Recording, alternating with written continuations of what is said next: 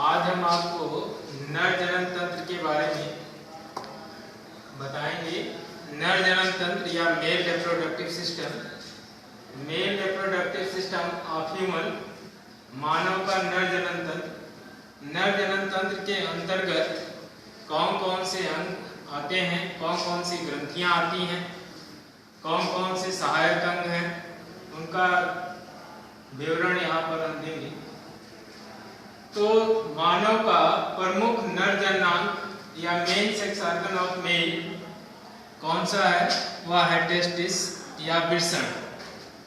In singular we write testis I S, in plural we write testes E S. Testis, how many testes present in a male? There is a pair of testes. मानव में एक जोड़ी वृषण पाए जाते हैं। वृषण कैसी संरचनाएं होती हैं? ये गोल अंडाकार संरचनाएं होती हैं। कहाँ पाई जाती हैं? दोनों टांगों के मध्य उदर गुहा से बाहर की ओर लटकी हुई एक थैलीनुमा संरचना स्क्रोटल सैक या वृषण कोश में पाई जाती है। वृषण कोश या क्या है? उदर गुहा का बाहर की ओर निकला हुआ भाग है। ऐसा क्यों होता है? ऐसा इसलिए होता है क्योंकि शरीर का तापमान अधिक होता है और उस तापमान पर स्पर्म सरवाइव नहीं कर पाते हैं। इसलिए स्पर्म जहां बनते हैं वहां का तापमान शरीर के तापमान की तुलना में कम होना चाहिए। इसलिए उदर गुहा बाहर की ओर एक थैली के रूप में निकल आती है, जिसको स्क्रोटल सैक या वृषण कोश कहते हैं, जहां पर टेस्टिस स्थित होता है। इस टेस्टिस में जब हम इसका टीएस काटते हैं, ट्रांसवर्स सेक्शन लेते हैं, अनुप्रस्थ काट लेते हैं, तो उस अनुप्रस्थ काट में पाते हैं कि यह कई पतली पतली नलिकाओं से मिलकर के बना हुआ। इनकी संख्या असंख्य होती है। इन पतली पतली नलिकाओं को सेमिनिफेरस ट्यूब्यूल्स या शुक्र जनन नलिकाएं कहते हैं। शुक्राणुओं का निर्माण करने वाली नलिकाएं। इसी को वृषण की इकाई भी कहा जाता है। शुक्र जनन नलिकाओं को वृषण की इकाई कहा जाता है। यही सेमिनिफेरस ट्यूब्यूल्स में स्पर्म या शुक्राणुओं का निर्माण होता है, जो नर युग्मक होता है। शुक्राणुओं को बनने के पश्चात दूसरी संरचना वृषण के अंदर जो सेमी सॉलिड टाइप की होती है, जब आप वृषण को स्पर्श करते हैं तो उसमें ऊपर की ओर का कुछ भाग जो होता है वो सॉलिड दिखता है। वह भाग एपिडिडाइमिस कहलाता है। इसे रीटी टेस्टिस के नाम से भी जानते हैं। एपिडिडाइमिस वह भाग होता है वृषण का जहां पर बनने वाले स्पर्म का मैच्योरेशन या परिपक्वन होता है। स्पर्म बनते कहाँ हैं? सेमिनिफेरस ट्यूब्यूल्स में, शुक्र जनन नलिकाओं में, और मैच्योर कहाँ होते हैं? एपिडिडाइमिस में। मैच्योर होने के बाद ये स्पर्म या शुक्राणु वासा एफ्रेंसिया पतली नलिकाओं के माध्यम से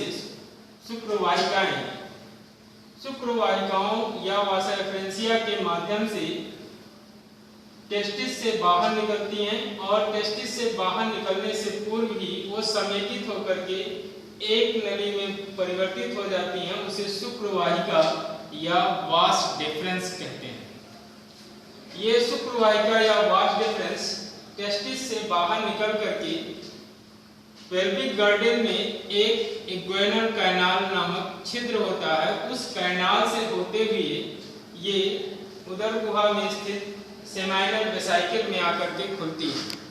सेमाइनल वेसिकल शुक्र आशय यह वह स्थान होता है जहां शुक्राणुओं को ला करके स्टोर किया जाता है।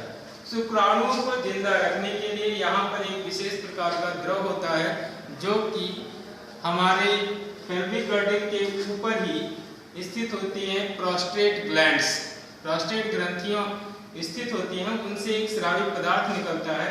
वही स्रावी पदार्थ इन शुक्राणुओं को जीवित रखने के लिए जिम्मेदार होता है। तो secretion of prostate glands are responsible for livingness of sperm. इसका इतना ही काम नहीं होता, ये सेक्रीशन स्पर्म्स को आपस में जोड़े रखता है जिससे कि वो जो है एक चिपचिपे द्रव के रूप में हो जाता है। अब यहाँ स्पर्म को हम जब प्रोस्टेट ग्लैंड के सेक्रीशन से वो मिल जाता है तो उस मिश्रण को हम बोलते हैं सीमेन या वीर्य।